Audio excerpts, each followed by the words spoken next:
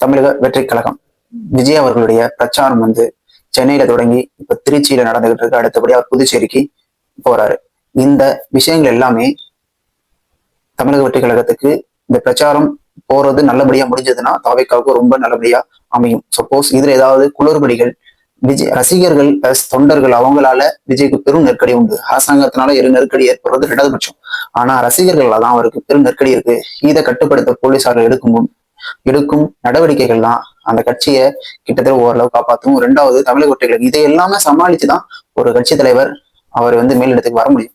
இது மாதிரி விஷயங்களை இந்த பதிவுல பார்க்க போறோம். அதாவது திருச்சியில இது மாதிரி விஷயங்களை அவர் செஞ்சாரு, சென்னையில இது மாதிரி விஷயங்களை அவர் செஞ்சாரு, அரசாங்கத்துடைய தேர்தல் ஆணையத்தோட ஒத்துழைப்பு அவருக்கு எப்படி இருந்தது, போலீசாருடைய ஒத்துழைப்பு அவருக்கு எப்படி இருந்தது, அவருடைய மக்கள் ஆதரவு எந்த அளவுக்கு விஜய் அவர்களுக்கு கை கொடுக்கும் அப்படிங்கறதான் இந்த பதிவுல பார்க்க போறோம். வாங்க வீடியோக்குள்ள போகலாம்.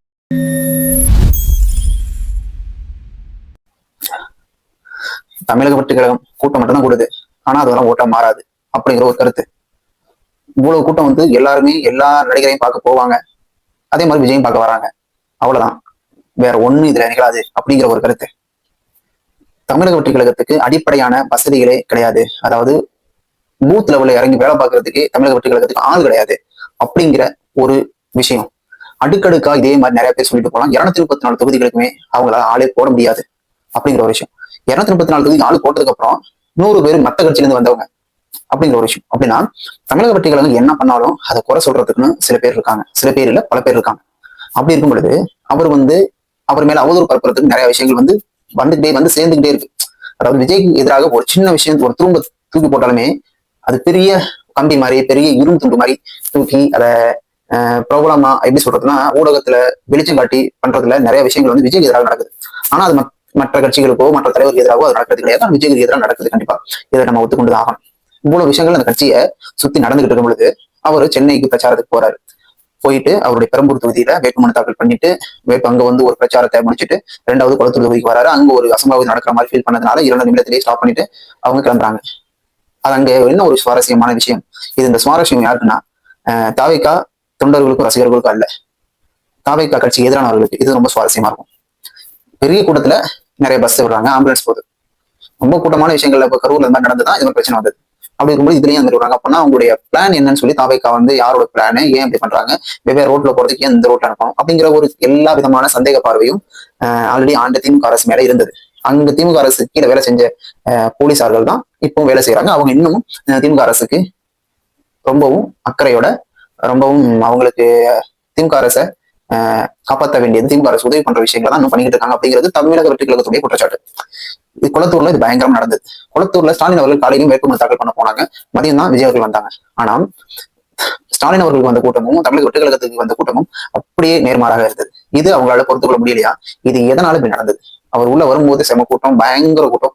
இது வந்து நம்மளாலேயே ஒரு புல்லரிக்கிற மாதிரி ஒரு விஷயம் நடக்கும். அந்த கூட்டத்துல வரும்போது நிறைய நிகழ்வுகள் நடக்கும். ஆனா அந்த நிகழ்வுகள்ல ஒரு அசம்பாவிதமான நிகழ்வு நடந்துச்சுன்னா அது வந்து திருஷ்டி வச்ச மாதிரி அப்படியே எல்லாமே காணாது.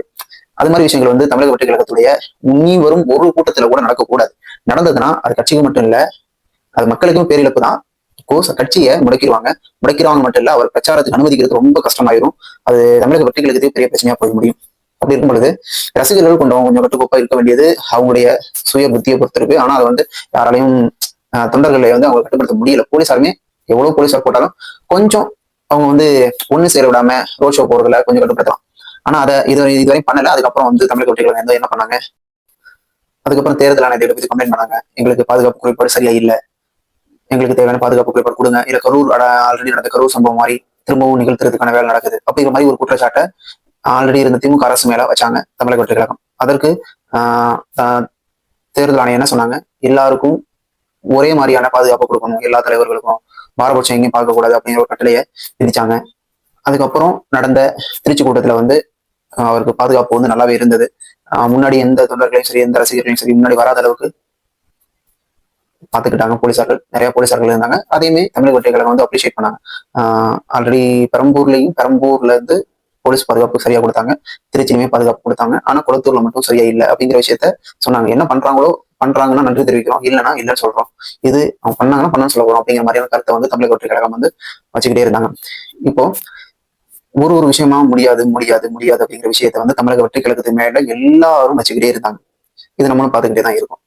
ஆனா ஒவ்வொரு விஷயங்களையுமே அவங்க ஓகே எங்கேயோ ஆள் வருதுட்டு அவங்களுக்கு, மற்ற கட்சியிலும் ஆளே போகாது. மற்ற திமுகல இருந்து ஆள் வராங்க, காங்கிரஸ்ல இருந்து ஆள் வராங்க, ஏடிஎம்கேல இருந்து ஆள் வராங்கன்னா எப்படி வராங்க? ஒரு பாப்புலாரிட்டி இருக்கு, ஒரு நம்பிக்கை ஏற்படுத்துற கட்சியா இது இருக்கு அப்படிங்கிறதுனால வராங்க. ஏன்னா இங்க வந்துட்டு நாம் தமிழர் கட்சிக்கு போடல யாருமே, ஏன் தாவேக்கால் வரணும் அப்படிங்கிற விஷயத்தை நம்ம பார்க்கணும். 100 பேர் வெளியே இடத்துக்கு போட்டிருக்காங்க அப்படின்னு இருக்கட்டும். 234 தொகுதிக்கும் விஜய் அவர்கள் தலைமையில வேட்பாளர்கள் நிற்கிறாங்க. இது எவ்வளவு பெரிய விஷயம்.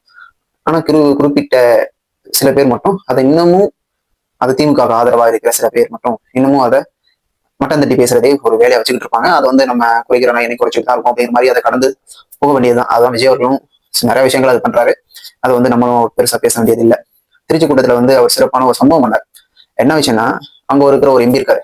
அந்த எம்பி வந்து அரசு வேலை வாங்கி தரேன்னு சொல்லிட்டு நிறைய மக்களை ஏமாத்தினாரு. இது எவ்வளவு பெரிய ஏமாத்து வேலை அப்படிங்கிற விஷயத்த ஏடிஎம்கே கூட சரியா பேசல. ஆனா விஜய் அவர்கள் ரொம்ப தெளிவா பேசினாரு. இது மக்கள் மத்தியில அங்க அவருக்கு உள்ள விஷயங்களை கொஞ்சம் எப்படி சொல்றது, திருச்சியில உள்ள நிறைய பேருக்கு ஆக்சுவலா தெரியும். இது இவர் பேசுறது மூலமா இன்னமும் கொஞ்சம் போயிட்டு சேரும். அது மாதிரி இருக்கும்போது ஒவ்வொரு தொகுதியிலையும் நிறைய திமுக அமைச்சர்கள் மேல குற்றச்சாட்டு, ஊழல் குற்றச்சாட்டு ஏகபோகமா இருக்கு. அதை விஜய் அவர்கள் உடைச்சு பேசணும். இனி வரும் நிறைய நாட்கள்ல வந்து அவர் நிறைய இடத்துக்கு போகணும். இன்னும் குறிப்பிட்ட 20 நாட்களுக்குள்ள தான் இருக்கு. அப்படி இருக்கும்பொழுது விஜய் அவர்கள் வந்து அவருடைய பிரச்சாரத்தை இன்னமும் சூழிட்டு இப்பதான் இன்னும் ரோட் ஷோ போக ஆரம்பிச்சிருக்காங்க. போலீஸ் பாதுகாப்பு பக்கம் இருந்துச்சுன்னா ரோட் ஷோவே போகலாம், ரொம்ப தூரமே போகலாம். ஆனா பேசுற இடத்துல அவர் கொஞ்ச நேரம் பேசினாலும் அங்க உள்ள பிரச்சனைகளை பத்தி ரொம்ப பேசணும். நிறைய இடத்துல ஒரே ஒரு வாய்ப்பு கொடுங்க, ஒரு வாய்ப்பு கொடுங்க அண்ணனுக்கு, உங்க தம்பிக்கு, அது மாதிரி கொடுத்து அது மாதிரி ஒரு பாண்டிங்கோட பேசுறாரு. அது வந்து அவருக்கு கை கொடுக்குமா அப்படிங்கிறத நம்ம பொறுத்து வந்து பார்க்கணும். அடுத்து புதுச்சேரிக்கு போறாரு. அங்க உள்ள மக்களுக்கு வந்து அங்குள்ள வேட்பாளர்கள் ஆதரவு தெரிவிச்சு பேச போறாரு. அங்கேயுமே தமிழக வெற்றி கழகத்துக்கான ஆதரவு வந்து நிறையவே இருக்கு. ஆனா அங்க வந்து ஒரு நல்ல பேர்ல உள்ள என்ஆர் காங்கிரஸ் இருக்காங்க. அது அங்க மட்டும்தான் கொஞ்சம் டிராபேக்கா இருக்க வாய்ப்பு இருக்கு. அங்க அந்த கட்சியுமே கொஞ்சம் சரியில்லாத கட்சி அப்படின்னு தோணுச்சுன்னா மக்கள் வந்து இந்த பக்கம் வந்துருவாங்க. அதுல ஒரே ஒரு கொஸ்டின் மார்க் மட்டும் தாவேக்காவுக்கு இருக்கு. மற்றபடி புதுச்சேரியிலுமே அவங்க வந்து ரொம்பவும் அதாவது நிறைய 30 பேர் அங்க வேட்பாளர்களா போட்டிருக்காங்க. அங்க உள்ள வேட்பாளர்களுமே அங்க நிறைய பேருக்கு பரிச்சயமானவங்க தான். சுயேட்சா நின்ன ஒரு வேட்பாளர் வந்து தாவேக்கால சேர்த்திருக்காங்க. ஏடிஎம்ல இருந்து வந்தவங்க இருக்காங்க, டிஎம்ல வந்தவங்க இருக்காங்க, காங்கிரஸ்ல இருந்து வந்தவங்க இருக்காங்க, பிஜேபியில இருந்து வந்தவங்களும் தாவேக்கால புதுச்சேரியில இருக்காங்க. அப்படி இருக்கும் பொழுது அங்க எல்லா மேக்சிமம் வேட்பாளர்கள் வந்து எல்லாருக்குமே அறிமுகமானவங்க தான். சிட்டிங் எம்எல்ஏ இருந்தவங்க, எக்ஸ்எம்எல்ஏ இருந்தவங்க, எம்பியா இருந்தவங்க, அப்படிப்பட்டவங்க தான் புதுச்சேரியில வேட்பாளரா ஒவ்வொரு தொகுதியிலுமே தாவேக்கா சார்பா போட்டிருக்காங்க. அங்க கொஞ்சம் 30 தொகுதி இருக்கும்போது கொஞ்சம் அவர் 5 தொகுதி ஜெயிச்சாலுமே பெரிய டிஃபரெண்டா ஏற்படுத்துவாரு புதுச்சேரியில அப்படிங்கிற மாதிரி தான் பார்க்கப்படுது. ஓகே, நம்ம பொறுத்திருந்து பார்ப்போம். இன்னும் 15-18 நாள் இருக்கு. விஜய் ஒரு பிரச்சாரம் வந்து எந்த அளவுக்கு அவருக்கு கை கொடுக்குது அப்படிங்கிறத பார்க்கலாம். இதுவரையும் நடந்த பிரச்சாரம் எல்லாமே கொஞ்சம் நல்லபடியாவே அவருக்கு நடந்து முடிஞ்சிருக்கு. இன்னமும் அக்ரெசிவா சில விஷயங்களை மக்களே எதிர்பாராத விஷயமா அவர் ஒண்ணு சொல்லணும். எந்த கட்சியுமே எதிர்பாராத விஷயத்த ஒரு விஷயத்த அவரு அரசியல் பிரச்சாரத்துல செஞ்சாருன்னா பெரிய பேச்சு பொருளா இருக்கும். ஆனா இது மாதிரி அசம்பாவிதங்கள் மட்டும் நடந்துடவே கூடாது. நடந்ததுன்னா அது தமிழக வெற்றி கழகத்துக்கு பெரிய இழப்பை ஏற்படுத்தும் அப்படிங்கிற கருத்தை மட்டும் சொல்லிக்கிட்டு விடைபெறுகிறேன். நன்றி, வணக்கம்.